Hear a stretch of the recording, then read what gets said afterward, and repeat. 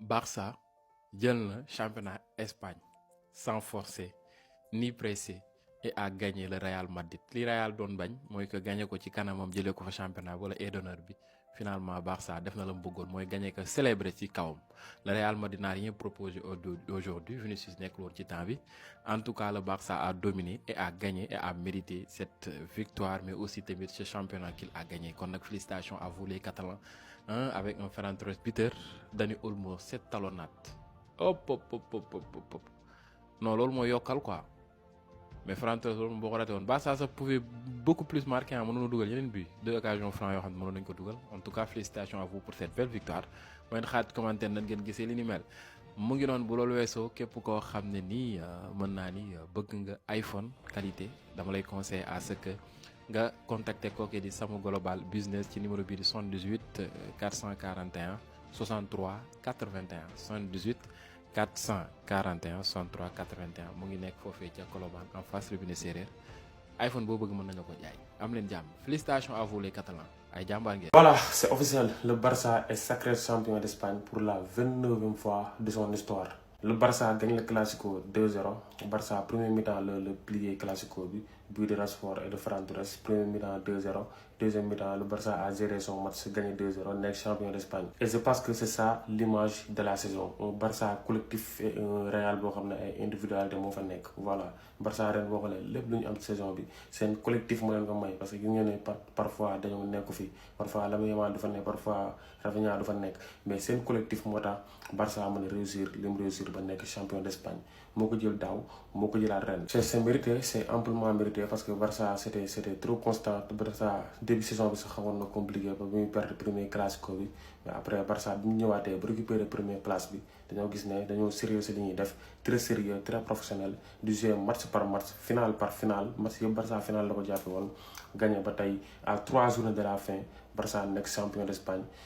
félicitations. ani catalan yi tey 5000 Bisca Barça laa bëgg ci commenter tey lu ngeen may si ay Bisca Barça doyu les gars tey jour de fête la. on est les champions d'Espagne. en plus li ci gën a neex mooy on l'a gagné contre notre rival Real Madrid ci jour classico bi ñu dóor leen jël officiellement la Liga 2025-2026. tout a commencé avec un coup franc extraordinaire signé Marcus Rashford moo ubbi score bi. xool leen bal bi Courtois taaweeku na def na lépp lu mën mais mënu ci dara le ballon était puissant en plus très bien placé. quelques minutes lañ ci tegaat Ferran Torres ñëw doubler la mise permettre FC Barcelone mener 2-0. après ça Barça dafa doxal gérer match bi tranquillement parce que Real Madrid tey jéemul dara proposé wul grand chose pour essayer égaliser. après kii bi lan la def gérer match bi 2-0 xam nañ ne bu jeexee ni ñun ñooy gagné jarul ñuy nekk di dépenser yéen énergie di sonal suñu bopp vu que adversaire bi jéemul proposé lu bëri. même si mën nañoo creuser waat écart bi parce que am nañ fay quelques occasions yoo xamante ni bu duggoon rek score mën na gën a yokk Rashford am na ko fa Ferran Torres am na ko fa Lewandowski aussi am na ko fa. côté Real Madrid aussi am nañ fay quelques situations yoo xamante ni bu ñu ko dugaloon rek mën nañoo teg problème FC Barcelone mais mënuñu koo dugal. donc au final match bi nii la jeexee 2-0 pour le FC Barcelone ce qui signifie que le FC Barcelone est officiellement champion d'Espagne.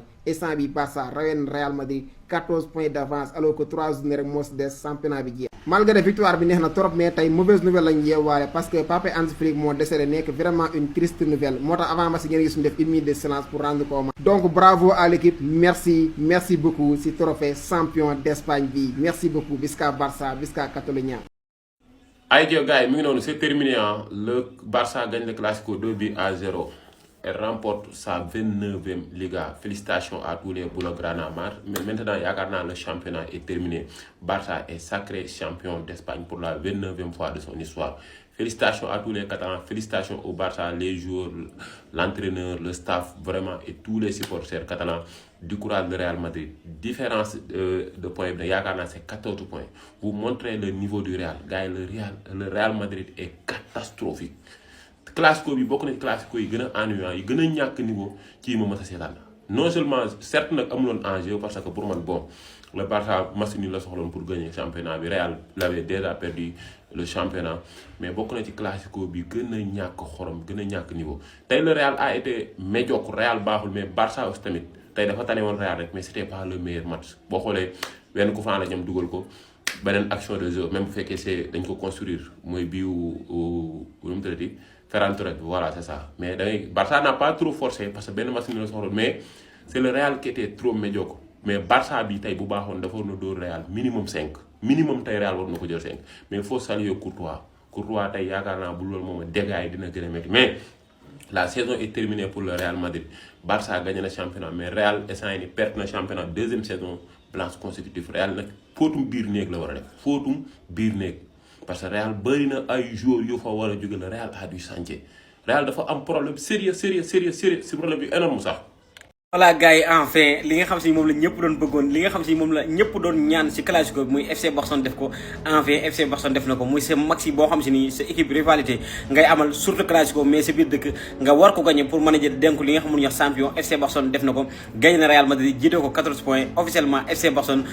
champion d'Espagne ba maa kon nag dama ñëw si ki nga xam si moom la ñuy wax Lionel Messi merci beaucoup à Lio merci beaucoup Lionel Messi ginnaaw bi nga xam si ni FC Barcelone jëlee li nga xam si moom la ñuy wax championnat bi mu nekk 29e fois de son histoire Messi bokk na joueurs yi nga xam si ni ñoo njëkk a félicité FC Barcelone jaare ko si li nga xam si son compte Instagram merci beaucoup Léon beneen côté ba ginnaaw bi nga xam si ni FC Barcelone bëggoon nañ ko supporters yi bëggee woon ko nii ñu bëri ñaanuñu woon pour mu am pour lan FC Barcelone mën na célébrer si li nga xam si moom la ñuy wax devant le classico bi si li nga xam si moom la ñuy wax trophée nekk li nga xam si moom moo nekk li nga xam ne championnat bi merengue yu bëree bëri bëgguñu ko woon FC Barcelone célébrer ko si suuru classico bi mais FC Barcelone maintenant def na ko jàpp na Real noché ko même pas un but même pas un but FC Barcelone gagné ki nga xam si moom la ñuy wax Real Madrid jël li nga xam ne championnat bi nekk loo xam si ni 29e fois de son histoire FC Barcelone di jël li nga xam si moom la ñuy wax champion Espagne. Le FC Barcelone champion d'Espagne pour la deuxième année consécutive Barça di jël championnat Espagne ci kaw Real Madrid et tey li gën a pire mooy que ne classico nañ dañ joué biir Camp Nou Barça gagné waat Real 2-0 te 1 point la soxla pour jël championnat bi mais dafa gagné jël championnat ci kanamam et ils ont célébré devant les joueurs du Real Madrid certainement mais gars je me dis que Vinicius parfois dafay fàttali les attentes en fait yow saison blanche nga def tu es en train de parler aux supporters di leen wan ay 15 Ligue des Champions à quoi ça sert et li gën a grave mooy que ne Kylian Mbappé son absence déjà il est absent si match bi mais il était même en retard si match bi parce que bu muy posté publication pour soutenir ses coéquipiers di wane ne mu ngi seetaan match bi fekk na Barça dóor na 2-0 mu photo voilà écran yam dugal voilà à la Madrid. On dirait que Real Madrid actuellement une saison bañ toogee Ligue des Champions nañ si pare parce que teggoon nañ seen xel si championnat bi et tey match bi ñu def en première mi-temps c'était vraiment médiocre deuxième mi-temps bi sax moo xaw a tane et deuxième mi-temps bi sax le FC Barcelone a un peu levé pied mais franchement cette saison-là c'est une saison à oublier pour le Real Madrid. C'est une saison catastrophique une saison vraiment catastrophique une saison à oublier. boo rombee vidéo bi te waxoo félicitation Barça mooy doo vrai amateur foot ana ñi fair play ana ñi nga xamante ne nii football rek la ñuy topp. ana ñi nga xamante ne nii dëgg rek la ñuy àtte bindal leen ma ci commentaire yi félicitations au FC Barcelone. 2-0 sans Lamine Yamal, sans Rafinha titulaire, sans Lewandowski titulaire, Frenkie de Jong titulaire, Frenkie de Jong pas titulaire, mooy Pedri à 50% de son niveau. Pourtant ñoo fi wax que problème Real 9 la. problème bi nga xamante ne moom la Vinicius am solution am mooy ñu tegal ko benn 9. tegal nañ ko benn 9 tey muy Gonzalo Garcia. Vinicius il a trouvé quoi faire de mieux. nekk ci match am jouer jeu am nekk di wane 15 Ligue des Champions ci peloton Barça. en fait boo demee bay wane 15 Ligue des Champions montre le pourquoi yow nga gagné 15 Ligue des Champions. déjà yow da nga ñoo day ci kanam yow. pressingo marqué woo décisif provoqué woo gat defoo ko ci match bi pare tu permets nekk fii nii di wax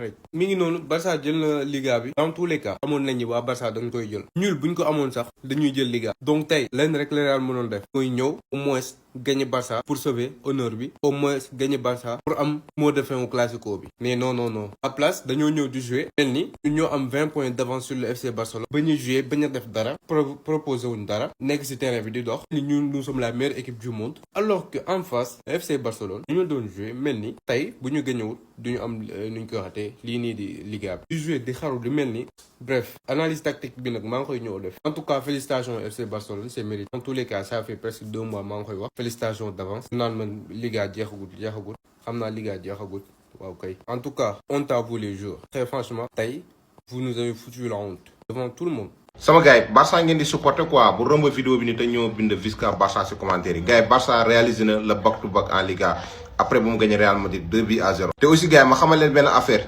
si 7 derniers classico yi nga xam ne Barça Real joué nañ ko Barça gagné na Real Madrid 6 fois Real Madrid benn yoon la ko si gagné. te aussi gars yi ma xamal leen benn affaire Barça jël na championnat Espagne deux fois consécutive les gars te ren jii nii Barça jël na 2 coupes bu mu jëlee lii di Super Coupe d'Espagne ak La Liga tey. te si 18 derniers championnat Espagne 18 dernières saison yi gars yi Barça jël na championnat Espagne 11 fois. bii nii nag mooy 29e titre gars yi Barça bi nga xam ne jël nag si championnat Espagne gars yi 29e fois Barça di jël championnat d'Espagne. mais aussi gars yi Barça ak Real actuellement ni tolloo nañ si nombre de victoire ci classico Barça 106 victoire Real Madrid 106 victoire ñu match nul 52 fois depuis bu ñu créé le classico ba léegi. donc gars yi Barça defiti na mëninam jël na championnat Espagne ñaari yoon la ko teglee jël ko daaw jël ko ren. te aussi gars yi ma xamal leen benn affaire gars yi depuis 60 ans Barça musul gagné Real Madrid ba pare jël classico bi gars yi toog na 60 ans yoo xam ne musul def loolu kon ren la ko defaat. donc mi ngi noonu gars yi te aussi ma xamal leen benn affaire am na li nga xam ne xamul leen ko woon mooy Lamine Yamal booy bi nii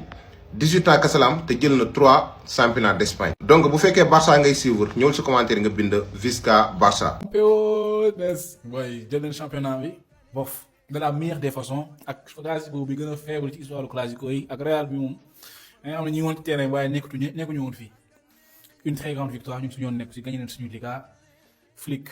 décès bi ak lépp ñu koy jaale victoire du Barça jël nañ suñu championnat toroxal nañ Real biir Camp Nou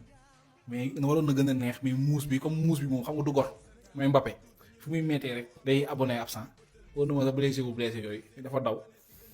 Vinicius un grand capitaine un grand joueur moom ñu ngi sa ginnaaw quoi suñu yoon nekk si mais ñu ngi sa ginnaaw Visca Barça Visca Catalonia championnat bi jeex na li si des dañ koy maintien ay match yooyu moom garaawul Visca Barça nañ concentré wu def ay recrues yu baax déwén ngir yàlla ñu mën a sori ci Ligue des Champions bi.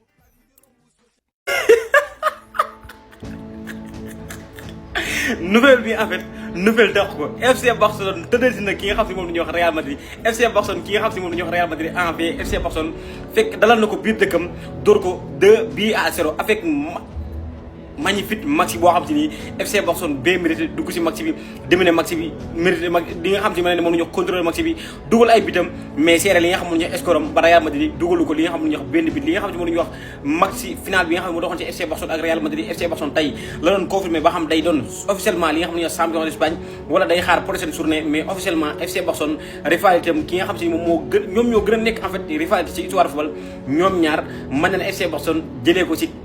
kanamu en fait ci biir dëkkam officiellement FC Barcelone doon na li nga xam ne moom la ñuy wax sacré champion d'Espagne deuxième fois consécutif daaw FC Barcelone moo ko jëloon ren FC Barcelone moo ko jëlaat non mais c'est humiliation bi nga xam ne nii en fait neexuma neexul mais Real Madrid dama leen dem ba dama leen mujjee yërëm